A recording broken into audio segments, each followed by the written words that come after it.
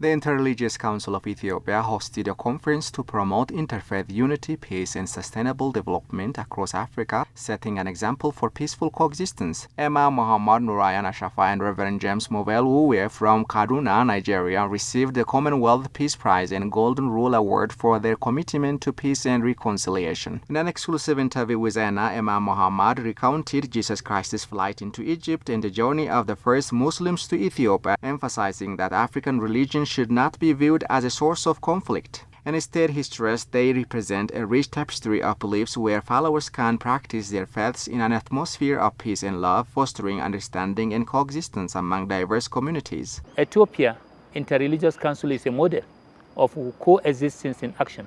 We've seen that the two religious continents in the world, major continent like religion of Islam, the first Muslim community were saved, were protected as refugees in Ethiopia.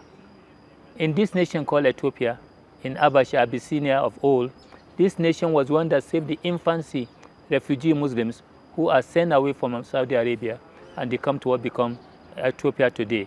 The King Najash of that day gave protection to the Muslims, and those Muslims, after getting well, returned. That hospitality is there. It's also the same happened to Christianity. The infant Jesus, when he was persecuted in Mecca, the mother was persecuted. Joseph, looking how to save infancy Jesus, the infancy Jesus was brought to Africa, into Egypt. And in Egypt, that infancy Jesus was protected. So Africa have saved Christianity, the epitome of Christianity, when it was an infancy stage, the symbol of Christianity. Africa have saved the symbol of Islam when the refugees come over, the first immigrant, the first family will become refugees. So therefore, what we are saying, that spirit that we have at Najashi, that spirit in Ethiopia, we must revive those spirit on the continent of Africa to make everybody feel he's safe at home.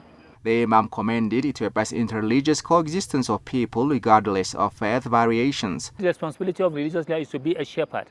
Like when you see the sheep, you are given custody to take care of those sheep. You make sure nothing happens. If one of them is missing, you will not sleep because one is missing. Today, our religious leaders must take up that responsibility of shepherd in high esteem. They must not be politically partisan. They must not be ethnically biased. They must not be racially biased. They must be able to live on those virtues and values of neutrality, of father of all, mothers of all. Meaning, they say brothers of all and enemy of none. Nobody to hate, but people to love.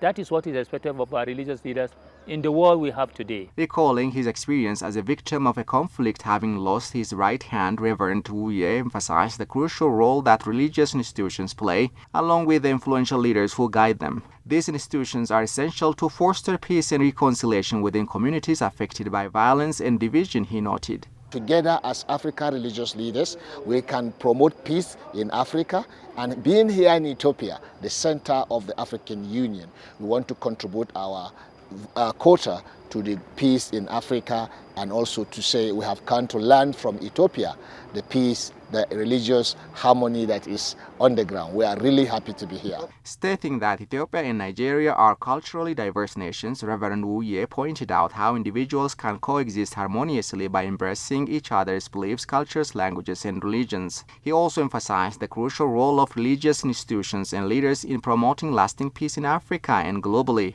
We are saying we should accept each other the way we are, because if there is no acceptance, there will be no tolerance. So let's embrace one another. We cannot change each other. We love one another under humanity and the golden rule. Do unto others what you want others to do to you. So that's what we are seeing in Ethiopia. That's what also we have in Nigeria, promoting coexistence, harmony, love, and no violence, no extremism.